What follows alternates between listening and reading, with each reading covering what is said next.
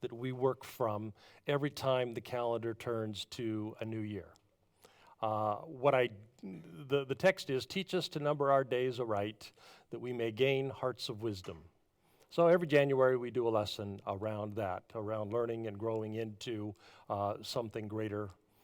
What we don't usually do each January is look at the rest of the text that comes around that couplet in this prayer poem. It says basically that life is short, like the lifespan of grass, kind of short. Before you know it, back to dust for all of us. So that's the context. Teach us to number our days. We don't get a lot of them, so teach us to number them well. Well, I was talking to a friend this week. Now, he's younger than I am, but neither of us young. We talked about how real it is for us, that saying that you hear from time to time, that the days are long, but life is short. Yeah, so that was our experience. So I told him about a thing that I started doing that helps me notice. A few years ago, I got rid of the Keurig pods for my morning coffee, probably because Angie pokes me about my daily dose of plastic going into the environment. So I went back to Mr. Coffee, and I went back to bamboo filters, and the filters come in a box of 100. So what I do is I take them out of the box, put them in the drawer near where the Mr. Coffee is, and then in the morning, I open the drawer, I take out a filter, I put in the grounds, I fill up the machine. While I'm doing that, I'm putting the carafe under the water filter, I'm getting it, and then I'm putting all together, then I push brew. Now, there are more than 300 million Americans, and I bet that happens at least 100 million times every day. But here's what made it a mindfulness practice for me. I started seeing how fast my box of 100 filters was drawing down. I started watching how quickly they were going. I would open a box and, damn, I already need another one. What happened? And it became, every time I would take one out, just a daily reminder of how fast life goes. Pull out another filter, and another day has gone. So I thought to myself, well, here I am doing this, noticing every morning. Here I am doing what's already a spiritual practice, noticing life sailing by. Why not also make my daily ritual a contemplative practice? Why not integrate just a very small version of what we call the examine of consciousness? So while I fill the carafe, and while I put in the filter, and while I fill in the coffee, and while I pour the water, also do a very short examine like, how did I live yesterday? Putting in the coffee. What did I do yesterday? Putting in the water, pouring it. Does it matter what I did? And most days don't have any shattering insights. Sometimes there's an episode just waiting for me to ask the question. It's ready for my question. And when I ask the question, there it is, and it's ready to be talked about, ready to be thought about. But other days, because I have done the practice while I was making the coffee, when I head upstairs, my mind is in a posture of watchfulness. My mind is in a posture of prayerfulness. It's a prayer for light. It's a prayer for watchfulness. It's this prayer. It's teach me to number my days. I don't get a lot of them, so teach me to number them well, because they go fast. So, teach me to love well. Teach me to learn well. Teach me to grow. Teach me to not resist and not get attached to my inner narratives that are faulty.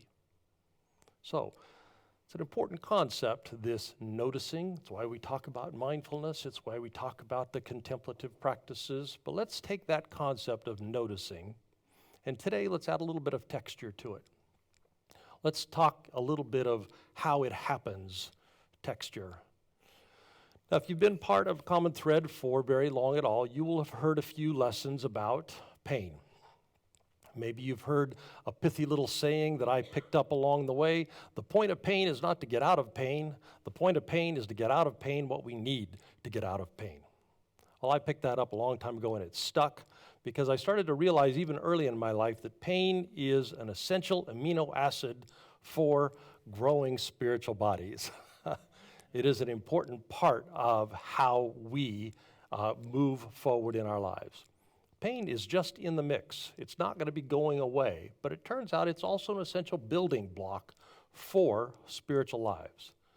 And given that so much of our human pain is driven by our thoughts, and it's usually thoughts that are not completely untrue, but they're often not true enough, given that most of our pain is driven by our own interior judgments and beliefs and inner commentaries that are not untrue, they're just not true enough, well, the only way to not have the pain that they cause us is to not have the thoughts in the first place. And that's kind of a non-starter because we do have those thoughts in the first place. So pain kind of just is. And it's going to be for the foreseeable future. But pain need not be a bad thing in our lives. It just is a painful thing. So if we allow pain to work in us, it can be that essential amino acid for growing bodies. It can be healthy for us. Now, maybe you're like me. Maybe you're not fond of pain. But here's the thing. In the spiritual life, particularly when we take on the practices, when we are working the circle, those circles have this tendency to point us toward our pain. Counterintuitively, when they do that, put us toward our pain, they're actually reducing the net amount of pain that we're going to experience in our lives. Because what the practices do is they help us get out of pain what we need to get out of pain. So, by going toward it, by exploring it, by digging into it, we begin to disempower it. We do that by disempowering the very drivers that are behind what causes that pain in the first place. So if we are working the circle with a group or on the app, we're doing it with one another. Or if we're pulling out a coffee filter and taking a moment of examine early in the day, we are looking at the things that drive the dissonance within, the discomfort within, the pain. Oh yeah, I did get irritated at so-and-so yesterday. Oh yeah, I wonder what was in the irritation. Oh yeah. Okay, I wonder what my fear was. I wonder what my resentment was. I wonder what was going on. Oh yeah, I did worry about the kid again last night. I wonder what was in my worry. What was the fear that has set up shop inside of me? So a little bit of examination while we make our coffee, or 10 minutes at the end of the day, we signal our willingness to let pain be our teacher, to make our pain a pathway to this prayer. Teach us to number our days. May I see my faulty narratives, because they're driving a lot of my pain. May I see the bigger narratives, the ones that transcend my ego narratives. May I find my way into the bigger truths. So our lesson today, Am I Doing It Right, is looking at, am I midlife-ing right? And in this lesson, this is the second part of it, we're drawing a parallel between a well-known human event, the midlife crisis, and this thing that we're all going through together as a nation, our post-pandemic mental health crisis. And what we saw the first week is that there's a strong correlation between the two because both are driven by the slow accumulation of unprocessed stuff. So if you missed last week, you can have a listen online. But what I basically said is in crisis, in times of emergency, we human beings have an extraordinary capacity to adapt. Our bodies and our brains have figured out how to go into streamlined mode and how to, without us even being aware that we're doing, shuttle aside non-urgent things to afford us the resources we need to take care of what is pressing and urgent and the emergency right in front of us. So we did that during the pandemic. We set aside a bunch of things because we had to. It's a great design component. It allows us to keep going in very difficult situations, and it kept us going during the pandemic because we had to keep showing up for work, even though work was sometimes at the kitchen table. And we had to keep showing up for the kids, even if they were also at the kitchen table. We had to keep learning and keep learning and keep learning new ways to do new things in brand new contexts. We had to do that to get through the emergency, and it sucked up a lot of bandwidth. But that's what you have to do to get to the other side. But while we were doing it, we were also taking things that were also important, not urgent, but important, and shuttling them aside for later. And now is later. And now those set-aside things are insisting that we deal with them, and we are calling that insistence our nation's great mental health crisis. Now, and I said this last week as well, when I describe it that way, have an emergency, set aside some things, go back and process it later, it just sounds so tidy. But when we're in it, it is anything but tidy, not at all. Because when you're in it, it feels like, God, I'm crawling out of my skin. It feels like I am going to kill my spouse, I'm going to kill my kids. It feels like the impulse to withdraw. It feels like the impulse to depression or anxiety or malaise or extra grouchiness or less passion for living, less desire to engage. It feels decidedly untidy. And that is happening to us collectively. Thank you for the feedback I got last week. Lots of folks said, oh yeah, Doug, I hadn't named it, but that is what's going on. But here's the encouraging thing to me, that this process is very similar, this post-pandemic mental health crisis process is very similar to midlife crisis. And the reason that's encouraging, as I said in the Thursday email, is a better term for midlife crisis could be a midlife awakening. Because those who've gone through it, if you've gone through a midlife crisis and you let the process do what the process does and you didn't get hijacked by a sports car or by hair plugs, if you just went through the process, anyone who has done that will regale anyone who will listen with stories of, ooh, this is what I learned, and this is what I saw that I had not seen.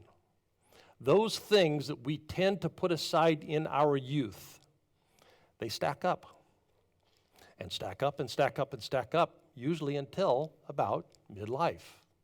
While we are focusing on our education, while we are focusing on our family, while we are focusing on our career, while we are focusing on building a social network, unbeknownst to us, usually doing those things driven by ego beliefs or driven by ego judgments or driven by ego narratives, stuff is stacking up and stacking up and stacking up. And it's important stuff, but it's stuff that gets shuttled aside because we're building a life. And then in midlife, we have to deal with them. All of our set-aside things eventually begin to insist, deal with me now. As we heard in the story last week, deal with me now or there will be no sleep for you. Deal with me now or you're actually going to begin harming your body and feel the pain in your body. Deal with me now, or I'm going to make you so uncomfortable. You're going to start screwing up the relationships that are most meaningful to you. Deal with me now. Now, I point out the correlation between our midlife crises and our great mental health crisis. Because again, those who will successfully navigate this one will say, best thing for us. Nobody likes the discomfort. Nobody likes the disorientation. Nobody likes feeling the disappointment, the anxiety, even the shame, all the things that come up in both of these kinds of crises. But if we will engage the practices in our pain, work the circle, if we will examine ourselves while we make our coffee, if we will go toward the pain and explore the pain, before long, the drivers of our pain begin to break up, eventually begin to dissolve. The point of pain is not to get out of pain. The point of pain is to get out of pain what we need to get out of pain. Okay, that's the context. I told you these lessons would be about the story. Now, the story. Well, not now. First, the questions. These are the questions that we'll be discussing afterwards. I want to give you time to be thinking as we're going through it about your own story. To give you some time to be thinking, so you just heard about the coffee filter ritual. You're going to hear about a very painful breakdown, both things that will help us notice the unseen drivers of our pain. So tell about a time when you saw the unseen. And was your experience painful or was it practiced? Was it painful like a breakdown, or was it practiced like a coffee filter? And what did you realize? What did you come to understand? Maybe in the moment, maybe in hindsight. All right, be thinking about your own story and the things you learned from your experience. Okay, our story. The first story last week was about a young man, not in the midlife category. This young man was in crisis because of an interior narrative about meeting expectations. Well, this week, the story is about a woman who's actually in midlife. Different stories, but same pattern. And the pattern begins with pain. Now, you've picked up by now that our inner narratives tend to skew our judgments. And when we have skewed judgments, we tend to focus on some things, often less important things, and we tend to leave other things unfocused on, often more important things. And eventually, our skewed focus hurts. Eventually, our skewed focus, pain. Well, she began. Unbeknownst to me, I picked up an interior story as a child. Now, I say unbeknownst, not because I didn't know as a child that I was in pain. I knew I was in pain, but I say unbeknownst because you know how it is for kids. The world that we grow up in is just the world. It is what we know, and it is all we know. So we tend to normalize our experience as children, even when it's not normal, and mine was not. Actually, a little bit sick and twisted. Now, I imagine my parents had some kind of motivating framework.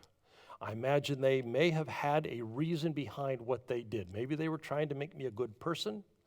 Maybe they were trying to keep me from falling prey to my more base instincts. Maybe they were trying to teach me discipline, maybe. But even if there was some sliver of noble intent, how I experienced it was anything but noble. I got the message very clearly, there is something wrong with you, something bad wrong. And that message never let up, not once, and it still hasn't. Now, I'm sure, she said, that our religion was in the mix, the notion that we were born sinful or original sin or total depravity, if you know the theological words for it. But my parents went to the extreme. Things that were really not awful about me were cited again and again as evidence to reinforce how awful I am. So I got sick. I was 9 years old, and I threw up. And I threw up in an inconvenient place at an inconvenient place at an inconvenient time. You are an awful, awful child. I was curious. I asked hard questions. You are an awful, awful child, maybe evil. I had an appendicitis, which racked up some pretty substantial hospital bills. You are an awful, awful child. I bit my nails. Yeah, go figure. And I started my period. All things again and again and again reinforced. You are an awful child. There is bad in you, and our job is to get the bad out. And I guess, she said, some part of me believed them, and the other part of me figured that they never actually did. They never actually did get the bad out. So that's what I normalized as a child, and as a preteen, and as a teenager. And over time, even though I rejected the religion, something got stuck deep inside of me, closer to worldview. And it was a worldview about how things are, but more pointedly about how I am. Without realizing that I developed a strategy to compensate for that core belief. And my strategy was to do everything that I could to make sure that nobody ever saw how truly awful I am. So I excelled at stuff. Started off, I excelled in academics, and I chose my career carefully. And I worked very hard, and I excelled there as well. And I worked double time to show myself and to show to the world that, see, I am good. This is the good version of me. This is the not awful version of me. This is the acceptable to others version of me, because this me, not good. This me, push it down, override it. So off I go, doing good to become a better me and to make sure you know that I am a better me, doing my best to make good decisions, doing my best to make the kind of decisions that people would approve of, career decisions, success decisions, work ethic decisions, relationship decisions, all driven by don't let them see my awful. And she said, I started doing it when I was a little girl. I fell into it out of necessity. I wasn't critical of it. I didn't judge it as a strategy. I just absorbed it and I just followed it. And because I did, had a lot of success. Because it turns out trying desperately to be an acceptable version of myself for other people to see, I did a lot of good stuff. Got a lot of promotions. Got a lot of affirmation, accomplishments, lots of them. But what never changed was my unnamed, unseen, always driving me inner sense. There's something wrong with me, something bad wrong, and I better not let people see it. Well, sure enough, if that's the interior framing story, that it's going to do what we've been saying it does. I'm going to focus on things over here, and I'm going to leave things over there unfocused on, and that shift in focus, kind of like a slow poison drip. All the things that I did not prioritize, all the things that I did not put energy toward began to accumulate over time and to build up and build up and build up until pain. Now the pain started as a low-grade pain, kind of gentle, kind of like, come on, let's deal with this, kind of gentle. The pain of fear. Everyday fear. Every day, every day, every day. All fear all the time. All anxiety all day long. Success at work, anxiety. A loving relationship, anxiety. Getting a promotion, told that I'm doing a good job, anxiety. All anxiety all the time. And joylessness, no joy. And hopelessness, no hope, and grinding it out all day, every day, focusing on keeping people from seeing that under my success, it's all a sham. They're going to eventually see, oh, see, she is awful. My wife giving me a back rub. I can't enjoy it. Pressure in my head. I have to say how grateful I am, because if I don't, it's going to come out that I'm an ingrate. I'm not grateful enough. See, awful. Yep, that's me, awful. Rejection surely to ensue. So, all anxiety all the time, no joy, no hope. Low grade, but pain.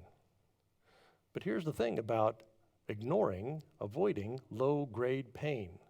If we keep not dealing with those set aside things that need dealing with, they're just going to become more insistent. And they did. And it hit the fan. An explosion of emotion on my way to a work meeting, a place that I'm really successful. It was a simple thing I had to do. All I had to do was walk into a meeting and deliver a 5-minute report. That's all I had to do. I could have just read the stupid thing. It was that easy. But I could not do it. In no small part because sobbing and heaving in the car on my way there. Unchecked, runaway, unstoppable upheaval. All the stuff that I had ignored for all the time that I had ignored it would not be ignored anymore. I couldn't even call my boss to tell him I wouldn't be there. I just had to text. I could not walk in, and not only that, I had to get out of town. It was the embodiment of that word, crisis. And it happened at midlife.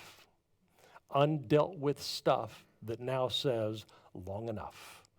Deal now. Crisis. So right away, she said, made an appointment with a counselor, and right away the counselor named my experience and began to help me by helping me stand outside of the experience by naming it and being able to realize that it is a thing, but it is not the embodiment of me. And because I could see it and because I could name it, I could stand outside of it. And I can't tell you, Doug, what it feels like to be in the darkness. Now, I am still in the darkness, but to have a candle in the darkness with me. Because now what I have is I have hope. this constantly present driving thing, this constant pushing thing, this constant internal pressure, this constant internal judgment, this constant internal belief about me, by me, it is not me. It's a thing, a pretty powerful thing, pretty persistent thing, and I do this thing, yes, but it is not me. I do it deeply ingrained for little girl reasons. Yeah, I understand that. But when I stand outside of it, I realize it is not me. And if it is not me, maybe I don't have to slave away under it tomorrow. Maybe I don't have to slave away under it for the rest of my life. It's just a little candle. But after 40 years in the dark alone with no light and no perspective and no hope and no joy, a candle is huge. Breakthrough kind of huge. Epiphany kind of huge. Different life kind of huge. The point of pain is not to get out of pain. The point of pain is to get out of pain what we need to get out of pain. Now, we do not naturally intuit that that is a truth.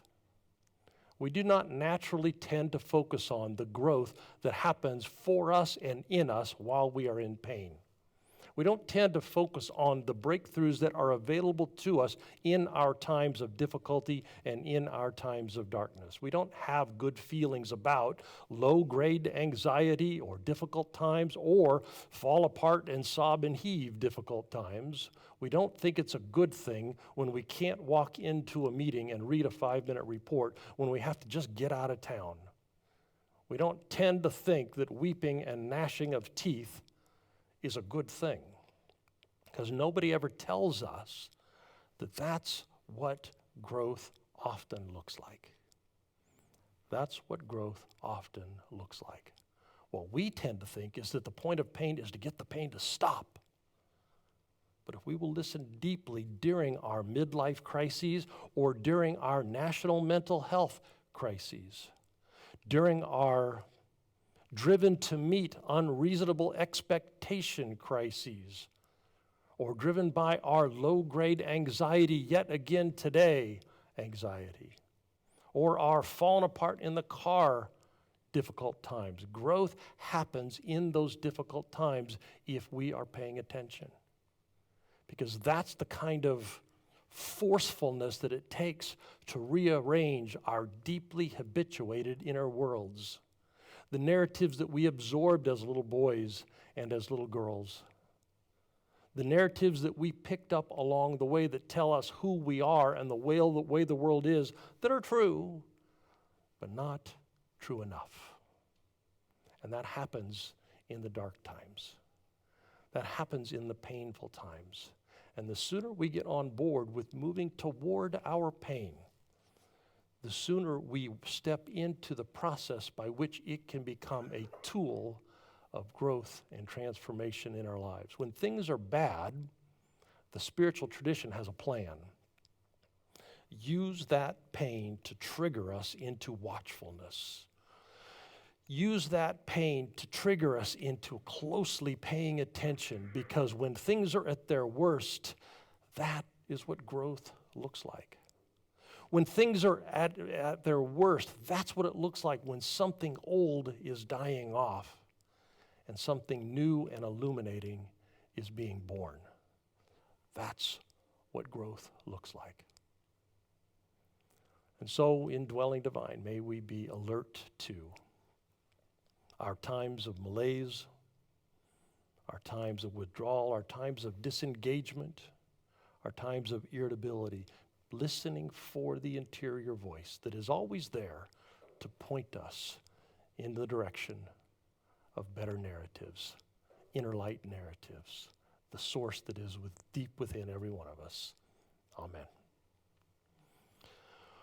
Well, if you would, please prepare your offerings, and as you're doing that, remember what I say each time, that it's always good investment, spiritual community, Because when we invest our time and our energy and our love and our dollars, the community takes those, amplifies them, and gives them back to us in the form of a context, an environment in which we thrive and in which we flourish.